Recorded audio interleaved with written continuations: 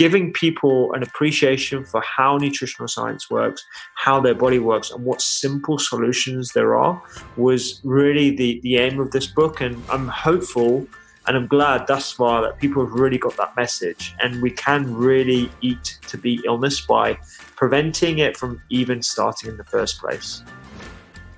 Welcome back to the Essentially You podcast, all about reinventing your health with safer, cheaper, more effective natural solutions and powerful lifestyle changes so that you become the CEO of your health. I am your host, Dr. Marisa Snyder. So what if I told you that you can literally eat to beat illness?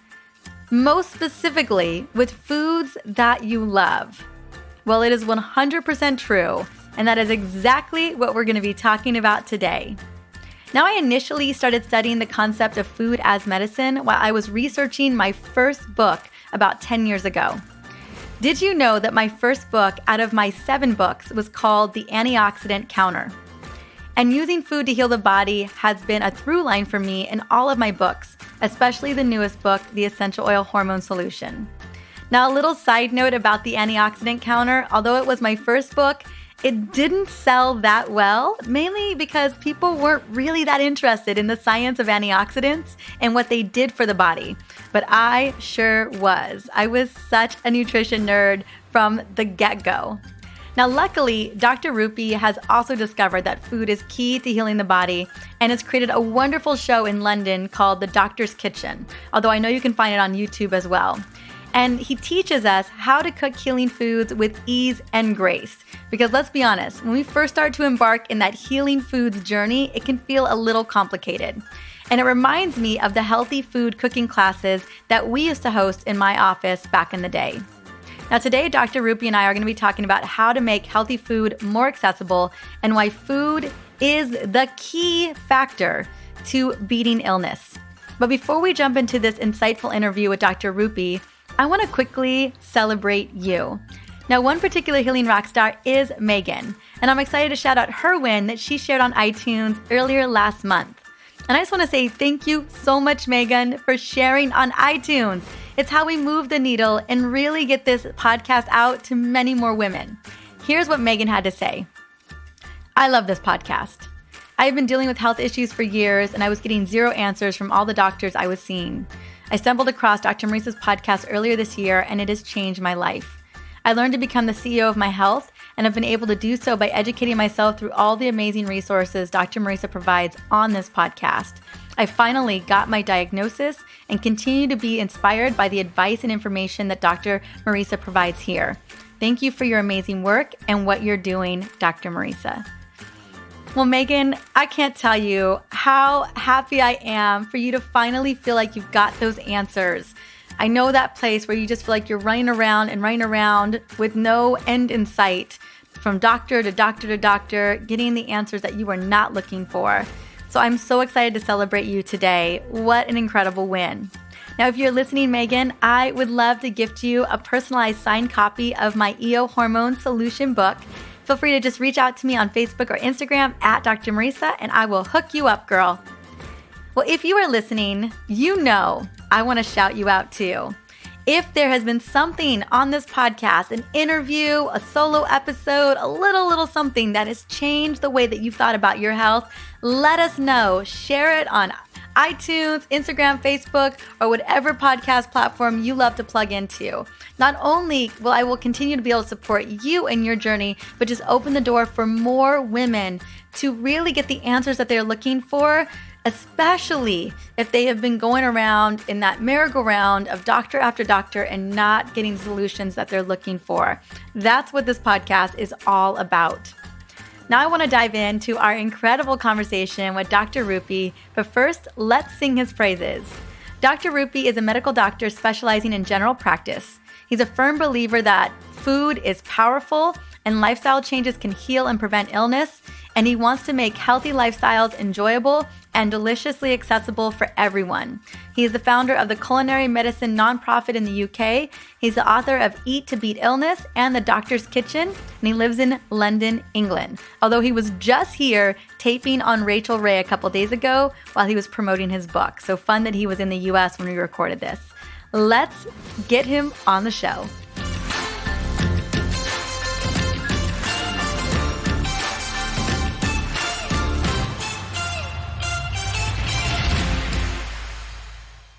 Welcome to the Essentially You podcast, Dr. Rupy. How are you doing today? I'm doing really well, thanks. How are you? I'm doing super wonderful. I am so excited to talk about food with you today. It's one of my favorite topics of conversation, and I inherently believe that food is medicine. So I want to just start off with having you share a little bit about yourself and why this has become such a beautiful mission for you. Sure. Yeah. So first of all, thank you very much for having me on. It's a pleasure. So I'm a general practitioner. I do emergency medicine. The way I was introduced into the nutritional medicine side of things was through my own personal health issues. So I actually suffered atrial fibrillation, which is a cardiac condition where your heart beats exceptionally fast and irregularly. And I was actually on shift whilst this was happening. I was actually treating patients at the time for my first episode. And after I was admitted and diagnosed, I went on to have these episodes 2 to 3 times per week over the next year. I saw multiple different cardiologists. I had multiple different investigations. A trigger wasn't found. I was going to have an intervention called an ablation procedure. But it was then really that I started to look at my lifestyle, look at what I was eating, and just see if there was a connection there. And I don't know if it's common knowledge, but medics, both in the UK and the US, are not really taught nutrition very well, or lifestyle medicine. So preventative medicine, the appreciation for the impact of sleep and stress, mindfulness. So I had to sort of do a bit of research myself, coming from an Indian background. My parents always had Ayurvedic sort of principles steeped in our household with the way we ate. I was even taught how to meditate when I was a teenager. And so I took a back to basics approach. I had a plant-focused diet. I started changing up my snacks. Instead of having cereals and hospital canteen food, I would bring in my own food. I started meditating again. I try to make sure I was tucked up in bed when I wasn't doing night shifts so I could optimize my sleep. And then to my amazement, to the amazement of my cardiologists, I came off all medications and I haven't had episodes since. So that was really like my introduction into the power of food as medicine and the power of lifestyle as medicine, exercise, sleep, mindfulness as medicine. I started doing a lot more research into it, reading journals, reading papers, reading books, and having more open, honest conversations with my patients. And one day there was a patient who came in and we were chatting about his arthritis. And I gave him a couple of recipes and he was like, "This is great. I just need you to show me how to do it." And that's when I kind of had the idea of the Doctor's Kitchen, where I actually take videos and I show people how to cook on YouTube and social media platforms. And it kind of just went on from there. I love that. Now, when you started to do the Doctor's Kitchen, was that, I can imagine it's one thing to cook for yourself, right? There's one thing to kind of get an understanding of what food can do for you. But how was it to start to educate people about cooking? Was that a really new adventure for you? Yeah, it was actually. So actually having different patients in front of me from different backgrounds, different ethnicities, different culinary confidence backgrounds, it was a real challenge at first. When I assumed that people knew how to make oats, for example, it was a big assumption. A lot of people have no idea how to boil an egg or, the very basics of cooking. And that speaks to a more deep-seated issue that we've lost this ability to cook for ourselves, which I think is a fundamental part of living and well-being. It's just as important as the knowledge of how to swim or walk or run, living in today's world. Doing the basics and having to relate recipes to people's preferences was a bit of a challenge at the start, but it's kind of influenced the type of cooking and the recipes that I create in my books. So you'll notice in both Eat to Beat Illness, the latest one in the US, and The Doctor's Kitchen, first book, my recipes skip from different cuisines, from Chinese to Korean to Middle Eastern, modern European, even American style foods. And that's a real reflection of my experience with patients and trying to relate the food back to what they're comfortable with. I love that. I was thinking, as you were getting started with videos, I've learned so much. I have a similar story. I had a healing story, but one of the biggest things that I learned out the gate was how important food was to healing my body. I talk about it all the time. But in my practice, we actually hired a really amazing nutritional chef who we come together with her, and we had this 6-week cooking program that we would do with everybody, and we would change the cooking program. Like, it was actually people could come, it was a demonstration, and we would change it based on the seasons of the year. So like for Thanksgiving, well, in the US, and for Christmas we would teach people how to make healthy, like, holiday food, or during the summer how to barbecue healthy. We had a pretty big group of people who would come, but we would have to really boil it down to the very, very basics in order to really create a successful class. So I was just remembering that time many years ago when we were doing this, thinking, I was like, I'm wondering if it was the same as you were preparing for that on like YouTube. Yeah, I know. That's brilliant. It's so good that you have a proper chef as part of your practice. And I think a lot more people coming around to this idea of this collaborative effort between different specialties. And it's something that forms the basis of my nonprofit in the UK called Culinary Medicine UK, where we work in a team with registered dietitians, professional chefs, behavioral psychologists, as well as GPs or family physicians, as you guys would call it, to create modules that actually teach the basics of clinical nutrition and how to cook to medical students and qualified doctors. Because there is so much we can learn from each other as well as individually. And it's that sort of that common respect that I think is so powerful. I absolutely agree. I want to steer our way because you and I both know how powerful food can be. Let's talk a little bit about, was it a surprise to you when you had, kind of created a plan to heal your body and that your body really responded in a beautiful way? Was that a surprise to you initially? And then when you realized or discovered the moment that food was so powerful in order to heal the body, what was the next step in that research? Like, what have you discovered to kind of validate what happened for you? It's a really interesting question because I'm constantly asked, what was it that I changed in my lifestyle that led to resolution of my medical issues? And the honest answer is it's really difficult to pinpoint exactly what it was. And the reality is it was most likely going to be a combination of different things. So just looking at it from a nutritional perspective, I could have increased my fiber. I definitely did increase my fiber intake of different types of fibers coming from beans, legumes, nuts, seeds, vegetables. I added variety. And we know that when you do that with your diet, you nurture the population of microbes that live in and around our body, but largely in our gut. And it's something that we refer to as the gut microbiota. And this population of largely bacteria, but also fungi, nematodes, viruses even, are inseparable from health, and they release micronutrients, they modulate our sugar balance, they reduce inflammation, they even create things like neurotransmitters that impact our mood. And it's undoubted that I would have impacted that microbiota in a positive way with simple dietary changes. In addition to that, having a plant-focused diet would have flooded my body with different sorts of phytochemicals, so the plant chemicals you find from different plants. And it would have just been simple culinary herbs that I would have been using, seasonal vegetables that I would have access to in the UK, a lot of different sorts of greens, and specific plant chemicals that I would mention would be those from cruciferous vegetables and green vegetables. So you have indole carbonyl, you have sulforaphane, and we know through studies looking at those in isolation, even though they're in lab-based studies, they contain powerful anti-inflammatory chemicals.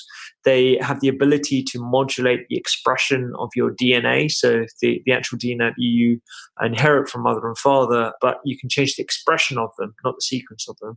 So that would have been one aspect. I certainly would have reduced my exposure to foods that may have had a harmful effect. So poor quality fats, refined carbohydrates, things that would have put my sugar balance out of whack and perhaps been harmful to the microbiota as well.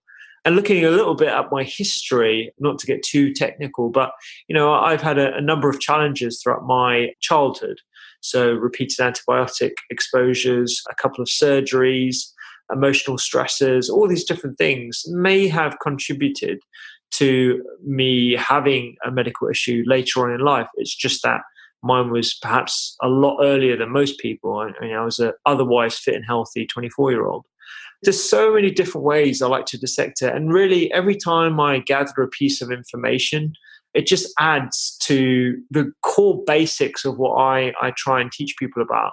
And when you get the basics right, your body has an ability to look after itself. We have these incredible self-healing mechanisms, for lack of a better term, where if we put ourselves in the best environment, it knows how to look after itself.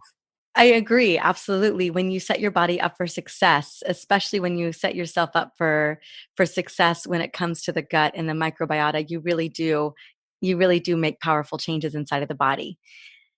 Now, with the new book, I got the new book and we've actually made a couple different recipes out of it, which I'm loving so much. I think I love that it is so diverse, that there are so many different types of recipes in there that are really, really yummy and that are a lot of flavor. Talk to me about the importance of flavor in your book, because that is one thing that kept really standing out to me in the newest one. Oh, I really appreciate that. So yeah, my motto in the kitchen is flavor as well as function. There's no point of me trying to sell like a bland tasting foods or bland meals and just saying, look, you have to eat this. This is good for you, because food is a special type of medicine. It's the way in which we connect with other people. We share each other's ethnic heritage. We can communicate through different cultures, through sharing of recipes and plates. It's really important not to lose that facet of food, which makes it so, so important to health. With my recipes, rather than going down the line of talking about weird and wonderful ingredients like goji berries or different sorts of nootropics and herbs and stuff like that, although I appreciate their benefits, I really wanted to make this as accessible as possible. So the people that I see and treat in the NHS probably only have access to culinary herbs. That in itself is so, so powerful. Simple tarragon, basil, Thai basil, coriander, parsley, all these different culinary herbs are so, so chock full of different micronutrients and also plant chemicals that we know have benefits to the human health. And so when you eat a doctor's kitchen recipe, when you make it, hopefully you can appreciate the complexity that goes into it and also the beauty in its simplicity as well. And that you don't have to go and try and source ingredients that may not be accessible in your local supermarket, the things that you can get in most places. So that was a fundamental part of why I created recipes like that. But also, like I said, making it relatable to different cultures. Here in the UK, everyone loves a curry. And that's why I wanted to, experiment with different sorts of curries. There's an African style curry, Ethiopian beriberi mix, and also Sri Lankan and Indian style curries as well. No, that's what I really love. I've read a lot of nutrition books and a lot of cookbooks, and I have my own. I've got a ton of books. Actually, almost every book that I have out has recipes in it. And not to say that we have a lot of flavor, but I just loved, I haven't approached the level of diversity that you have in your book. So I just was really fascinated by that. And I do love the use of all the herbs and all the spices. We know that they have powerful antioxidant and polyphenol properties and that they're very high on the ORAC scale. So it really was exciting to see the use of those, because I think people don't realize how much benefit herbs and spices can have, and then how much flavor they can bring to the mix as well. Absolutely. In fact, one of my favorite meals from the book is the pho recipe that I made. So the PHO, the Vietnamese recipe, where I make the broth, but very quickly. So traditional pho is, steeped over 24 hours and you put bones in it or beef stock or whatever. This one was just a simple one using a few spices. So cloves, star anise, lemongrass, and a couple of others, and ginger. Just using those simple ingredients, like you said, heightens the antioxidant value of the broth itself by including things that are very high in the ORAC scale, but also the flavor and that complexity of flavor that you get by using those herbs is just wonderful. I love making that when I'm feeling a little bit run down as well, because it really does like give me a lot more energy. I agree. I love that so much. Well, a big focus here on this podcast, I focus so much on women and women's health. We talk a lot about autoimmunity. We talk a lot about brain fog. We talk a lot about inflammation and how it can impact our hormonal pathways. It's a big part of that conversation. And one of the things that I drill down here so often is all of the hormone loving foods that we can consume, foods that are phenomenal for our gut, foods that are great for our liver, and foods that take us away from inflammation, not towards inflammation, is a big part of that. In the research that you've been doing around food, what have you discovered regarding certain foods that can lower inflammation? Is that a big focus in a lot of what you talk about? Yeah, so there's a whole chapter on Eat for Inflammation where I dissect down exactly what we mean by inflammation, because I think it's still poorly understood by the majority of people, and how it underpins a lot of what we see with lifestyle related illnesses that affect women disproportionately, actually, particularly heart health issues, commonly thought of as a male dominant issue, but actually No, women. it's us. Yeah. Exactly, yeah. And the British Heart Foundation have put out a campaign actually over here in the UK to heighten people's awareness of that. But inflammation itself is perhaps one of the most important processes that we have in a human body. It's the way in which we react to environmental stresses, the way we defend ourselves from pathogens, so bacteria and viruses. It's also the way we communicate with each other. Our immune system essentially creates inflammation as a signaling method to signal to react. But it's the excess of inflammation, the kind of inflammation that hangs around, doesn't really go away, and kind of stays in the background, that leads to a lot of the issues that we see in modern healthcare now. So obesity, low mood, as well as mental health issues, as well as type 2 diabetes and cardiovascular disease. So getting that understanding from people that they shouldn't be afraid of inflammation, because actually short bursts of inflammation or stresses are actually good for the body, is critical. When you exercise, for example, or you go into the sauna, you're activating your heat shock proteins, so your stressor proteins that actually modulate your genetic expression. So whilst the short term is an inflammatory response, the long term is resilience from your body. Even polyphenols and phytochemicals that you find in things like turmeric, like curcumin, they actually elicit a hormetic effect whereby stress is introduced, and then the overall effect is anti-inflammation. So I think that concept is quite important to get people around. And you know what? The most important aspect of food that I think that most people would perhaps gloss over is fiber, and particularly for women's health. One way you could explain it via the impact on the microbiota that we discussed earlier, so how it nurtures that, and that has a whole bunch of effects on our immune system and inflammation balance. But also it's the way in which we remove environmental pollutants. And tell them, we love having this conversation. Oh, good, good. So when you go to the toilet regularly, you're removing, yes, feces, but also everything that comes along with that and everything that your body is trying to expel. If you're not having regular motions for whatever reason, maybe you're poorly hydrated, maybe you don't have enough fiber, maybe there could be a psychological anxiety around going to the toilet as well, as something that we see commonly these days, you're maintaining the environmental pollutants in your body essentially, and that they can be resorbed. And it sounds a bit scary, but really the solution is simple. It's trying to go to the toilet as often as possible. And by introducing more fiber into our bodies, and it doesn't all need to be from beans and legumes, it can be from simple vegetables and a different variety of vegetables, we're actually lessening the estrogenic exposure of both environmental pollutants and also estrogens that your body naturally tries to remove. With regard to your liver and kidneys do a fantastic job of removing waste products from your body. And to support those and to support those processes are a number of different micronutrients at both phase 1 and phase 2 for the liver. So B vitamins, riboflavin in particular, different sorts of vitamins like vitamin E and C, and also micronutrients like I believe selenium and just off the top of my head, magnesium. You get these in abundance from a heavily plant-focused diet with lots of variety. So really, it's the simple things that support your body's innate ability to look after itself. But I think fiber is, definitely important. And I don't think a lot will realize that. I agree. It's extremely important. And the majority of us are very fiber deficient. Here in the States, we average about 11 grams and we need about 40. So we're very, very fiber deficient, especially for women when we're trying to move out estrogen, as you mentioned. I always think of phase 3 of liver detoxification is happening in the gut microbiota. And if we don't have enough fiber to sweep it out, like you said, we end up recirculating. So that's a big concern for sure. And I'm glad you mentioned some of the vitamins and nutrients, amino acids that are necessary for all the 2 phases inside of liver detoxification, because every step of the way, we want to make sure that everything's working properly so that we can continue to make that happen. And food is so much a part of that.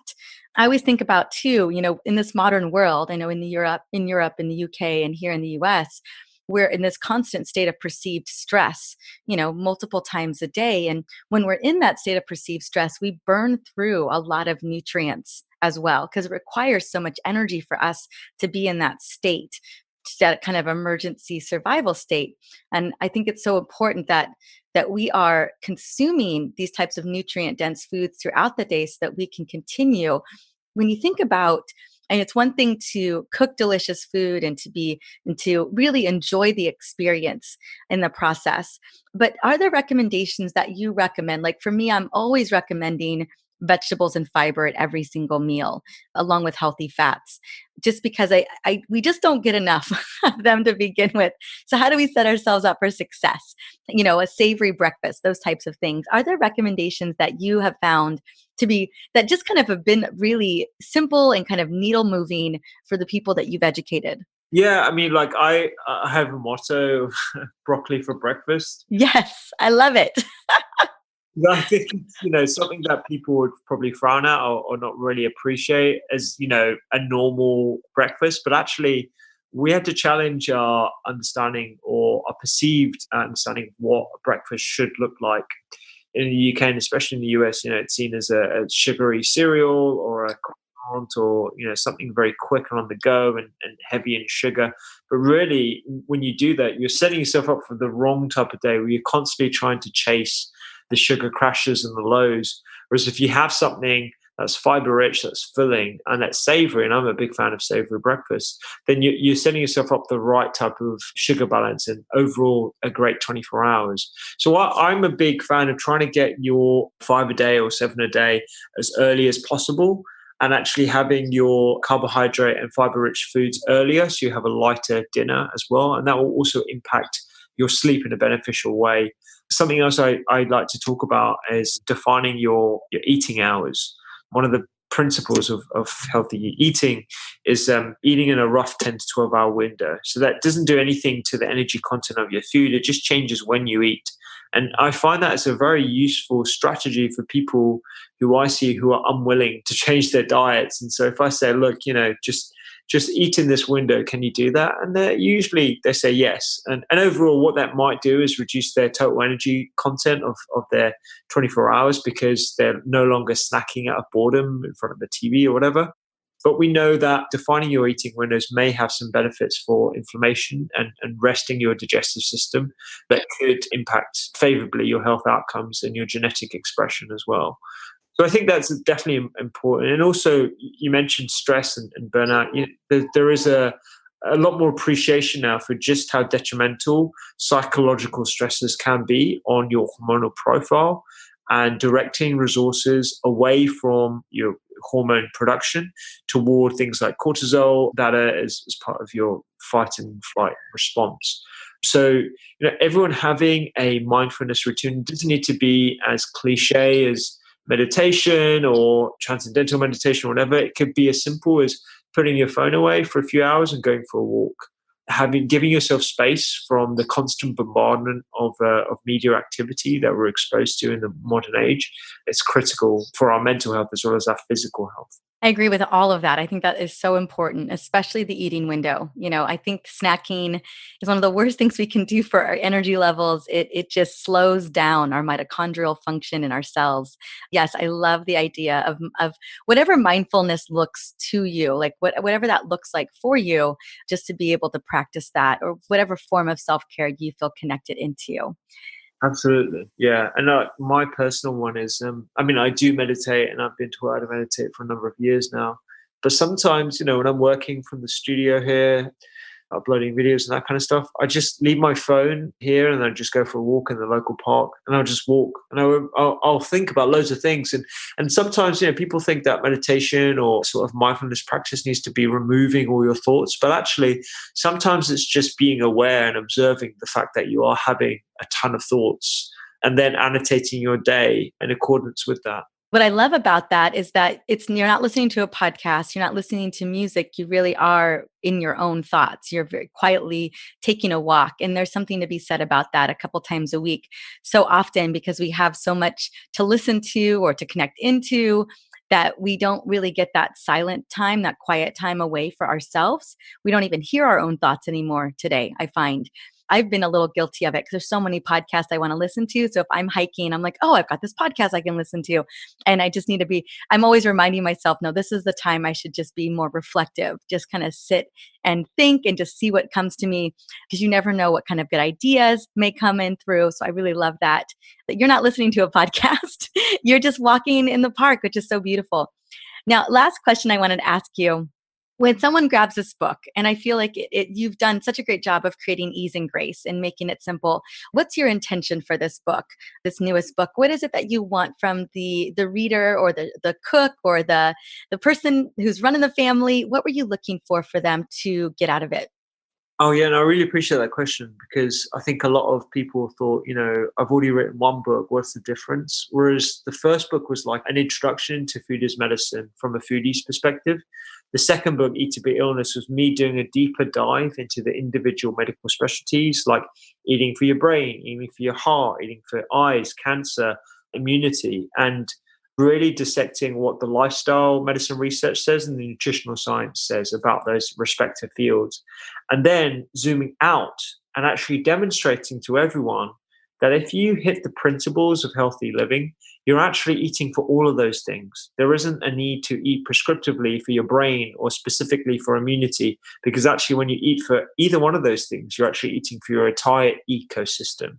And so giving people an appreciation for how nutritional science works, how their body works, and what simple solutions there are was really the aim of this book. And I'm hopeful and I'm glad thus far that people have really got that message, and we can really eat to beat illness by preventing it from even starting in the first place. I love that. Well, I just want to say thank you so much for coming on. I love the book already. I think it's phenomenal. I love that it's broken down. So many of us are looking for solutions specifically, or how to eat for heart health, for brain health, our immune system. A lot of women here listening for autoimmune support. So I just want to say thank you so much for creating this book, and to really, I think we all know that food is healing, but when we can dial it down to a little bit more specifics, I think it just gives us a little bit more understanding about how we can use food to heal our bodies. Appreciate that. Thank you so much for having me. I really liked it. Absolutely. Thank you. My biggest takeaway by Dr. Rupy was his take on enjoying foods that not only make you healthy, but also taste good too. I want a full yes on that. And I love that his book really incorporates recipes from all over the world so that we do not get bored. I've made tons of recipes from his book already. My husband loves variety, so this was like such a perfect book for him. And I love that these foods are really amazing, nourishing foods that we can all incorporate more into our lives. Now, his view I felt was refreshing and positive. And after we finished the interview, we continued talking about how foods can help prevent chronic conditions like diabetes, cancer, autoimmunity, and even dementia. And you're going to learn so much more about that in his book. Now, I invite you to check it out. His new book is called Eat to Beat Illness. The links will be in the show notes for episode 139. And if you're looking for a great nutrition plan, meal plan specifically tailored to your hormones, I definitely want to also recommend checking out part 3 of my newest best-selling book, The Essential Oil Hormone Solution. My 14-day hormone rescue is where it's at for a powerful transformation when it comes to your hormone health, but also supporting your gut, your liver, and your brain function, which we all know on this podcast are key to healthy hormones and healthy cellular function. It's a mega win.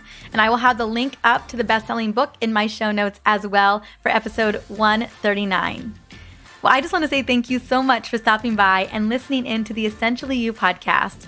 On the next episode, I am super excited to bring on a dear friend, Dr. Megan Walker, to speak to us about finding our purpose and how finding our purpose is a key factor in our overall health and well-being. I can't wait for you to be inspired by her because she is bringing the business. Until then, have an amazing day.